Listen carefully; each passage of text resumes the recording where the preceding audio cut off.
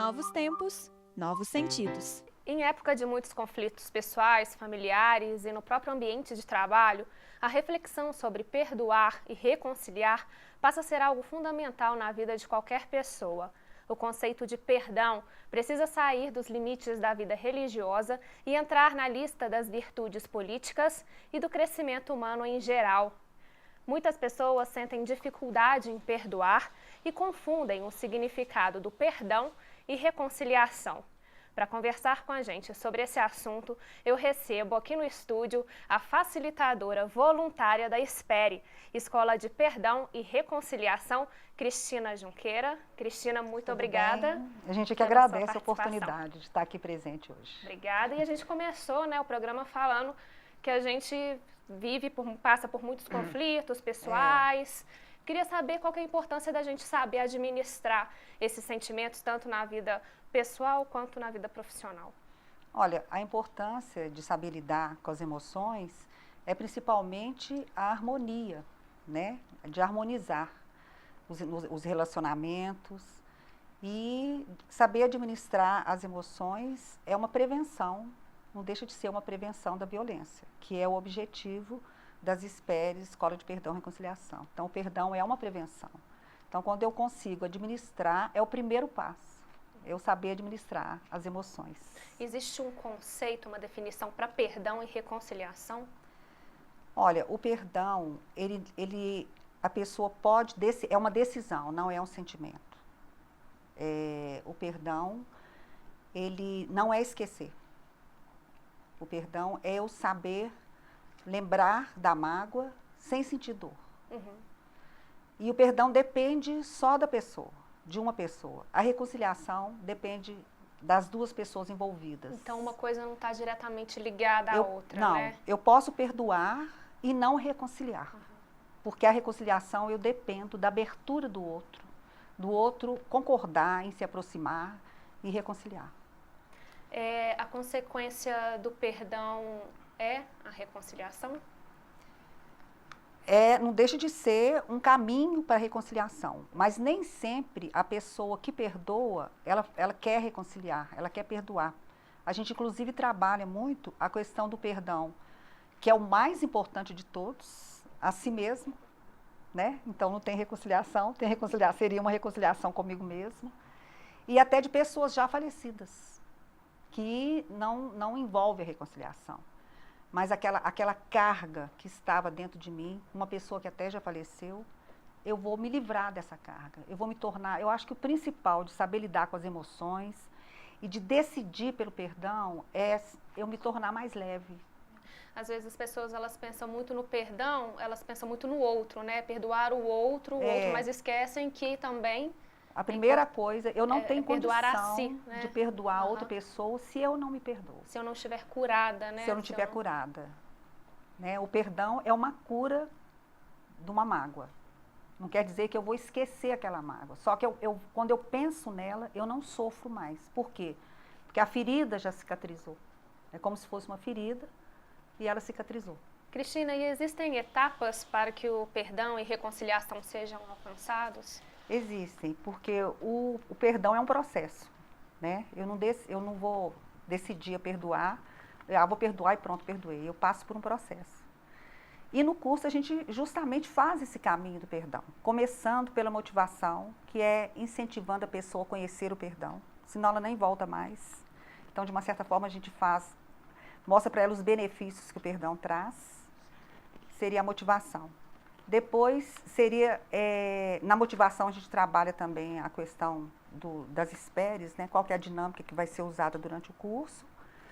Depois da motivação, vem da obscuridade à luz. O que é da obscuridade à luz? A luz seria o perdão. Então, eu estou no escuro, eu vou encontrar a luz. Quer dizer, a minha vida vai receber uma luz diferente através do perdão.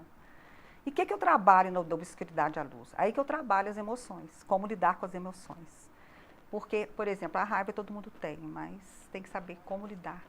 O mais importante é saber como lidar com a raiva. Então, eu trabalho muito essa questão da emoção nesse módulo, como lidar com as emoções, que é super, hiper ligado ao perdão.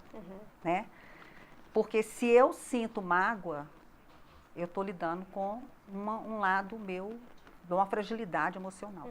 Porque a mesma coisa, para uma pessoa, ela pode ser uma agressão e para outra não. Então, eu tenho que saber lidar com as minhas emoções. Depois vem um módulo que é descido pelo perdão. O perdão é uma decisão e a pessoa tem que decidir. O que é a decisão pelo perdão? O perdão é uma atitude de vida, então eu tenho que agir. Não adianta falar, eu perdoei e continuar com aquela mágoa lá dentro, com aquela dificuldade de ver a pessoa de outra forma. Então, é muito importante que quando a pessoa fala, eu te perdoo, eu perdoei, ela perdoe de verdade, né? De verdade. Porque às vezes fala que perdoa e numa próxima discussão joga aquilo na cara da pessoa de novo, né? Ela tem que estar certa daquela decisão e mudar a atitude dela de vida. Depois vem um módulo que a gente fala que é a espinha dorsal do curso, porque é o mais importante de tudo, que é ver com outros olhos. O que é ver com outros olhos? Eu tentar enxergar aquela pessoa, aquele conflito, de outra forma, outro ângulo. Não focar só naquela atitude que me agrediu, que me magoou, né? O que está, se eu estivesse no lugar dela, me colocar no lugar do outro, isso é muito importante. Será que eu estaria fazendo a mesma coisa? Que contexto essa pessoa está vivendo, no momento que ela me magoou, o que ela passou no dia? De repente, é uma coisa que aconteceu com outra pessoa e ela descarregou em mim, porque comigo ela tem mais liberdade, ela tem espaço para isso. E Cristina, por que é tão difícil, né, para algumas pessoas perdoar? Eu acho que, às vezes, a dificuldade que as pessoas têm de perdoar é porque elas acham que é uma atitude de humilhação, ou elas querem se fazer de vítima. Para ela é importante ela se fazer de vítima, de falar que o outro o magoou, que o outro o atingiu de uma certa forma. Inconscientemente, a pessoa às vezes nem tem consciência disso.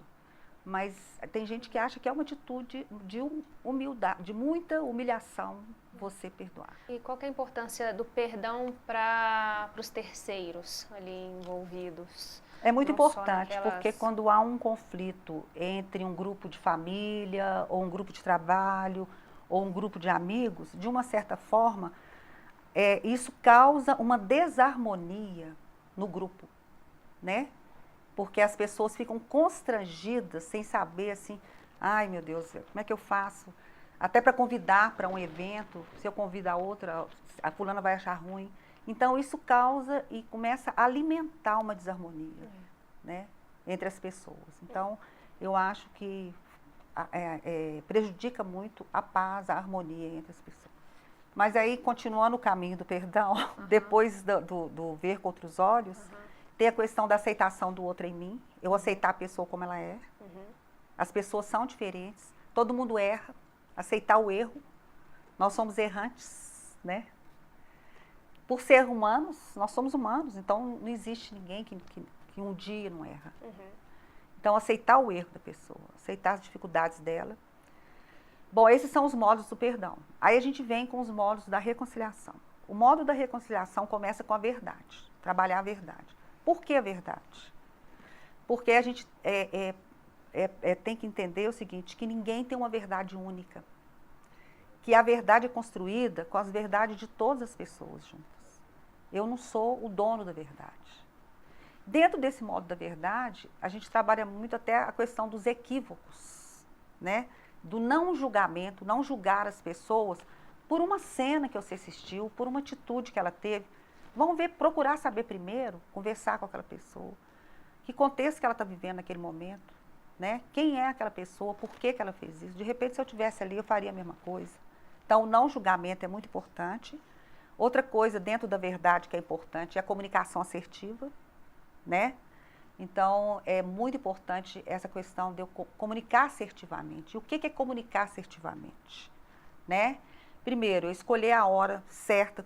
Se eu sou agredida, por exemplo, ali não é o momento de haver um diálogo, naquele momento que eu estou com raiva, né?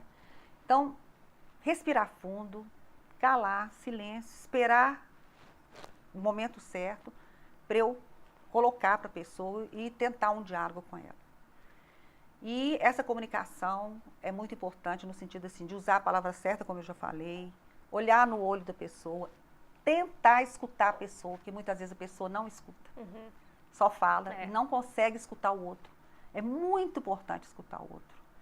Porque quando eu escuto a pessoa, eu estou validando, né, o que ela está me falando, eu estou dando valor.